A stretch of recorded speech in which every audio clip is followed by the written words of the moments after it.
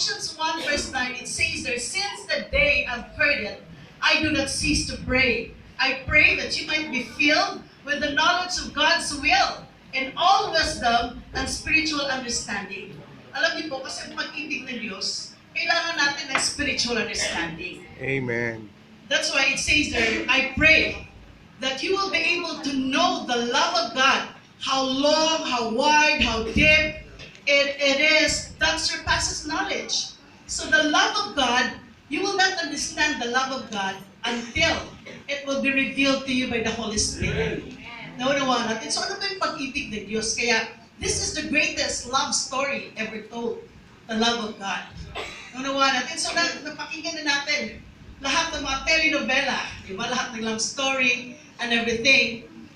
But you know what? The love of God is the greatest love story ever told. Because doon po sa Romans 5:8, while we were yet sinners, Christ has already died for us. So sino po ba ang magmahal sa atin? While we were yet on our sins, Christ already died for us. Amen. Kaya sabi ko noon, you know, si Wayne kanina, Sister Wayne was sharing to us about Jeremiah 33:1. God's love is from everlasting. So it's from everlasting. It will never fail. It will never end. That is the unending love. Amen? So, kailangan matuto tayo kung ano ba yung love ni Lord. So, every day sa buhay natin, every time we come here, di ba? Pinag-uusapan natin, pinag-aaralan natin ang love ni Lord sa buhay natin. Pinag-aaralan natin kung sino ba si Lord sa buhay natin. Bakit? Kasi, di ba, for example, we have friends. Sino pong may boyfriend at girlfriend dito? Taas ang kamay. Wait, may boyfriend. So walang mga boyfriend. Sino walang mga boyfriend? Mga youth, taas ang kamay. Walang boyfriend at saka walang girlfriend. So, alam niyo po, napakaganda. If you partner with God, God will give you the right partner. Amen. And it will be the best partner ever. Praise God. So, alam niyo po ba, kailangan natin yung love ni Lord, no? So, sa ating mga buhay. So, the love of God is from everlasting. So, sabi niyo, in Matthew 13, makita natin no, yung description about the love of God. It says there, the love of God is like a merchant looking for fine pearls. So, siguro he was looking for South Sea, the most expensive South Sea ever. And when he saw that pearl of great price, he sold everything that he had just to have that pearl of great price. Alam niyo po kung sino yung merchant? Si Jesus. And who is that pearl of great price? Sabihin mo sa katabi mo, ikaw. You are the pearl of great price. Amen? So, grabe yung pag-ibig ni Lord sa buhay natin. Iniwanan niya yung karangyaan ng langit. Di ba? Para lang just to have you. Amen. So, grabe. It says here in 1 John 4:19, we love God because He first loved us. Sana hindi natin naunawaan ang pag-ibig ng Diyos sa buhay natin. We wouldn't know what love is if God did not pour out His love upon us. Inibig kasi tayo ng Diyos, kaya naunawaan natin kung ano ba ang pag-ibig. Naunawaan natin. And you know what? From that, ay nakikita natin na natuto tayo kung ano bang klaseng pag-ibig. Because the only love that will never fail in our lives is the love of God. The only love, that will give you strength. Hindi ba sabi doon, the chasm is far too wide. Even storm surge, because if you know that God loves you, you will have the strength. You will have the confidence that you will be able to overcome, right? All problems dahil hindi ka nag-iisa. Kasama mo ang Diyos. Sabihin mo nga sa katabi mo, kasama mo ang Diyos. Imagine, praise God, hindi ba greatest love story yan ever told? Lahat ng karangyaan sa langit, iniwan niya para lang makasama ka. Yung boyfriend mo, nag-i-Indian pa, di ba?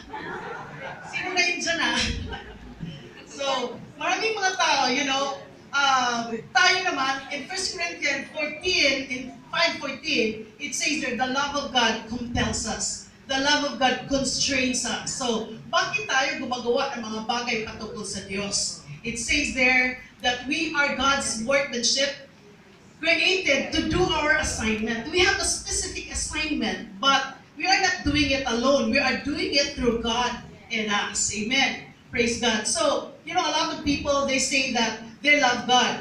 But there's different kinds of expressing our love for God. So, bakit pag sinabi natin, Lord, we love you, you are telling God, Lord, you can use me for your purpose and for your glory. Because parati nating narinig kanina, everything in this world will pass away. Only the things that we do for Jesus will remain. Sabihin natin sa katabi natin, tandaan mo mabuti, lahat ng ginagawa mo will pass away. Only whatever you do to God. Praise God. God naman kaliit. So when you say you love God, what do you mean? Because there's so many misconceptions about loving God. Alam mo, when we revere to God, when we allowed ourselves to be used of God, when we worship God, praise God. So akala natin, mahal natin ang Panginoon. So you know what? Loving God is to put Him first in our lives, di ba? Any one of this, motivation, giving Him the glory, alam mo, yung iba sa atin, sharing testimony, praise God. So, yun po ay mga expression natin on how we love God. Diba? So, dito po, maraming mga tao, bakit yung ibang mga tao, they cannot love God? Ito po yung dahilan. They don't know Him. Kasi this is the only person, na the more you know Him, because there's no such thing as love at first sight. Well, there's no such thing, right, Jacob?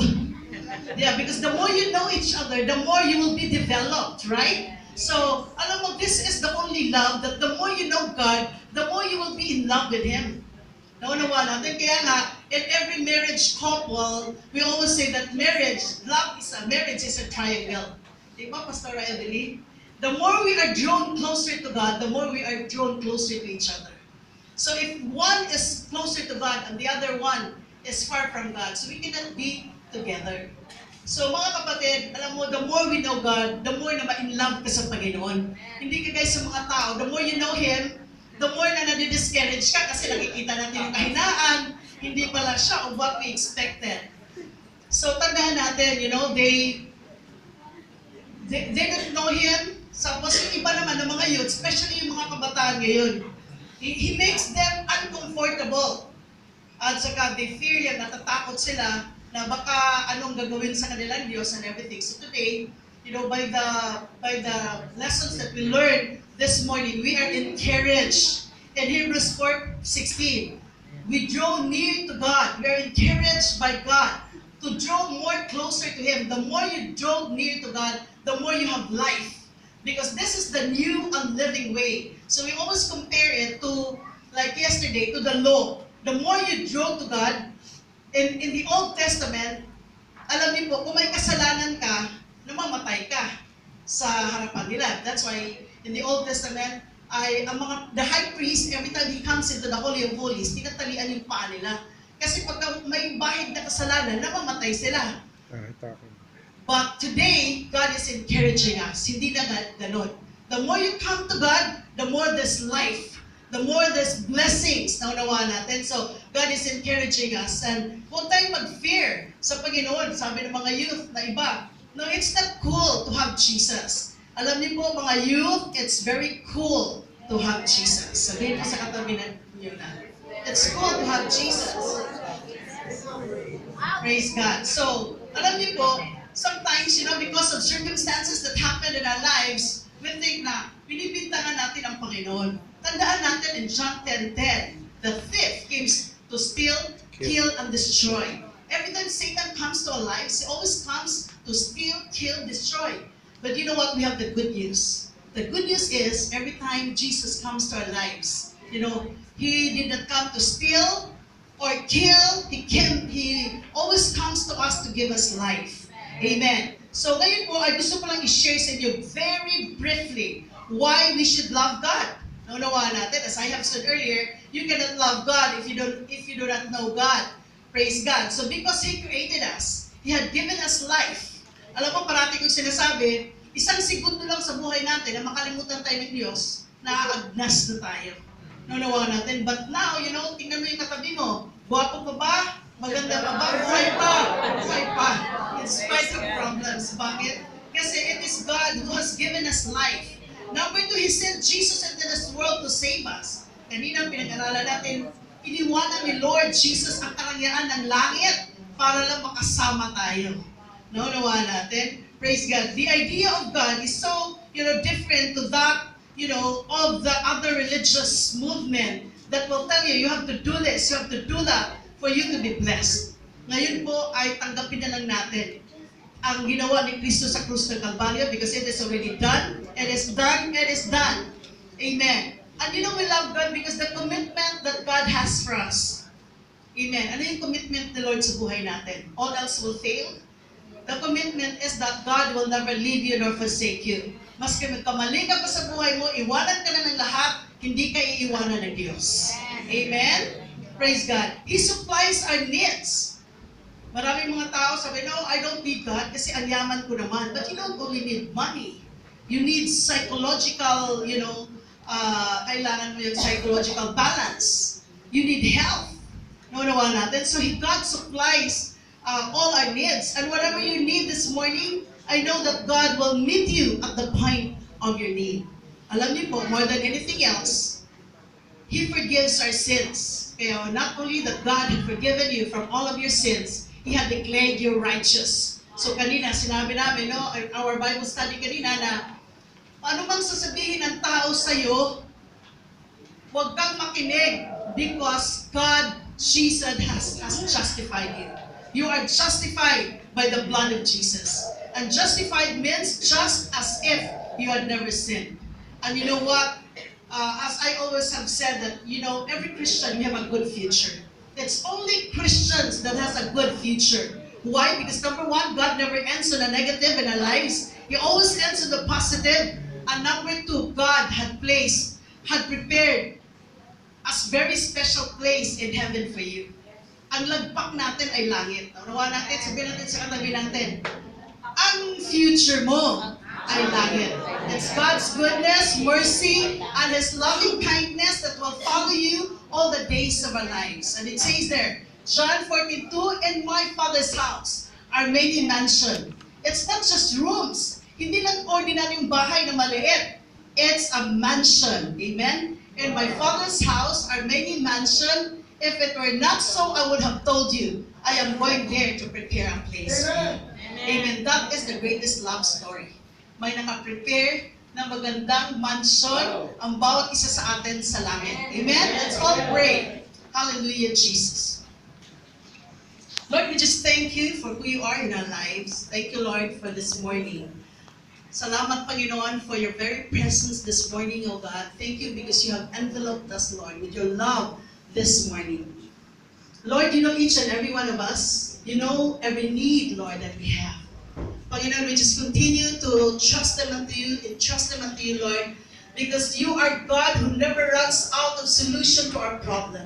Lord, you will meet us at the point of our need. Panginoon, lahat po ng bawat pangangailangan, every family, Lord, lahat ng mga pamilya na wasak, Panginoon, Lord, we just pray, oh God, for promotion when it comes to our emotions, psychological, Father, stability for each and every member, oh God, in this church, Lord. And we thank you more than anything else, Lord, because your goodness, your mercy, your loving kindness, they always follow us all the days of our lives. And Lord, we continue to pray for our 5 prayer requests, Panginoon. Thank you because you are an answering God. You always answer our prayers, O Lord. And thank you, Lord, that while we are in the process of waiting, O Lord, you have developed our faith. You have increased the level of our faith, O Lord. Father, we just pray for each and every one of us that we will continue to grow in grace and in the knowledge of your word, Father. We give you praise, we give you glory in Jesus' name. Amen.